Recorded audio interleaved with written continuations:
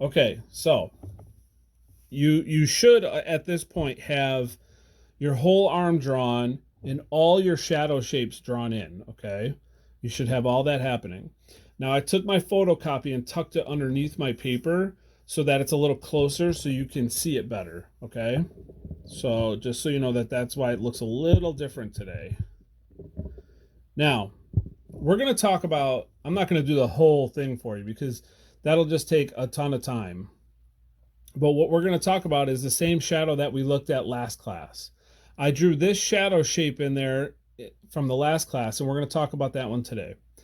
Now, I know it's kind of tough to see on your screen, but what I've done is I drew in the shape, right? And that's what we did last class. And then I put a very, very light value all the way throughout that shape so that it just shows and you can see that it's a shadow. You should have done that through your whole drawing so that you can see where all the shadows go. Now, if you look at this shadow here, everybody look at, if you have your drawing near you, which you should, look at this shadow in the arm here where my pencil is pointing. What happens in this shadow is in the very, very bottom, the part that's furthest away and underneath is the darkest part. As that arm rounds up and comes closer to us, it gets lighter. All right, it gets lighter. So what this is called is value change. The value is changing from dark to light, dark to light. That's really important to understand that concept. Okay, it's really important to understand that concept. And we're going to start, I'm going to show you how to render in these dark values going into the lights. Now, here's something that's really important. What we have here, we have the shadow here, and then it goes from the shadow right to the arm. It's a little spot, but what I want you to understand is two different concepts. Okay, and these concepts are really important, and you're going to start to hear me talk about them more and more when we start bringing in values to our drawings. We have what's called transitions, and we have edges. Transitions and edges. The value here, going from this dark spot, going all the way up into this lighter spot, this is a transition of value. These are transitions. If you look at this part here, at the arm here, where it goes from this dark to this light in the background, that's an edge. Those are two very, very different things. And if you remember last class, I said be careful not to draw your shadow shapes too dark, the lines, because you're going to create edges where there should be transitions of value. This should go a smooth transition from dark to light. Here, it goes from dark to light very fast without a transition. It's an actual edge. And it's important to start to see the difference between those two things, a transition and an edge. So, understanding some of those concepts, now we want to put some of those concepts into practice on our drawing. So we have our very light, basic, blocked in value here. What I'm going to do is I'm going to start in the darkest area, and I'm going to start to go back into that value. Normally I would use a tripod grip for this, and I might, but I feel like it might block some of you. So I'm going to try an overhand grip to see if that'll work. Now I'm bringing in more values. A couple things I want you to notice. One, the lines and marks I'm making on my paper are very small and short. Okay, very small and short. Two, I'm changing directions of my pencil lines. I'm not just going in one direction. We're going to talk more about this in a second. I'm changing directions. And three, I'm not going super dark, super fast. All right. And I'm going to talk about that right now because those three things are important. I'm holding up this piece of paper. When I want to bring in value to a small area, I don't want to go real big lines, because you're going to see those lines. I don't want to go too dark too fast, because if you see this, it's going to get real fuzzy. It gets real fuzzy. I don't know how well you can see that. And the last thing, if I only go in one direction, it's going to show that direction. But if I change directions, what's going to happen is you're going to stop seeing so many individual pencil lines. By changing directions constantly, I start to lose those pencil lines, okay? So especially in a small area like this, I want to start real small, and I want to go real light at first, and then I want to change directions.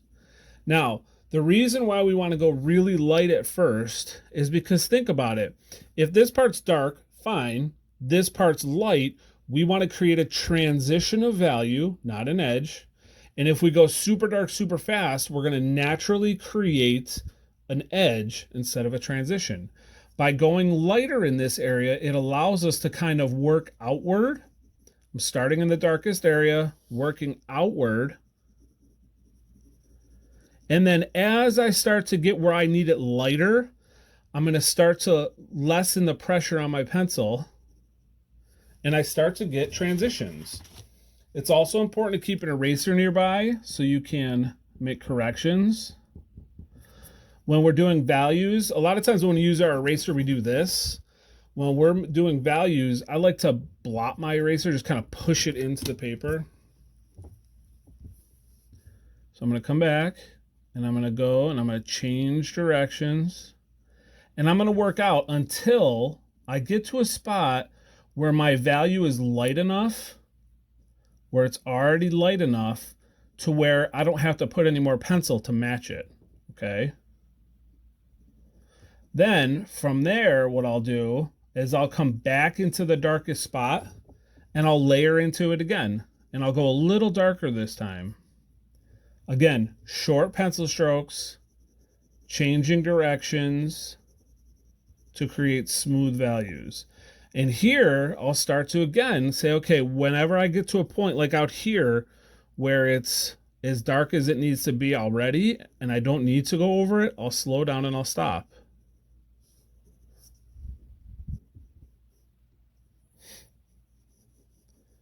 And what I'll do is I'll continue this process. And now I'll go back and make it a little darker. What this will do is create a nice, smooth value instead of a choppy value. And I always go back and forth into it. Again, we're building the values here. We're not just drawing them in real quick and saying, okay, I'm done. We're building them. Here, I want this edge to be nice and crisp, so I'm going to go back in there with a sharp pencil and make that real nice edge.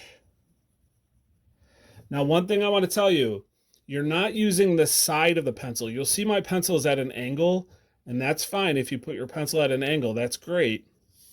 But don't use the side of the pencil, because if you use the side of the pencil, you get that real fuzzy stuff like this. Side of the pencil creates it looks like TV fuzz. All right, if you're using the tip of the pencil, even though it's on an angle, I'm still using the tip of the pencil, it'll create much more smooth values.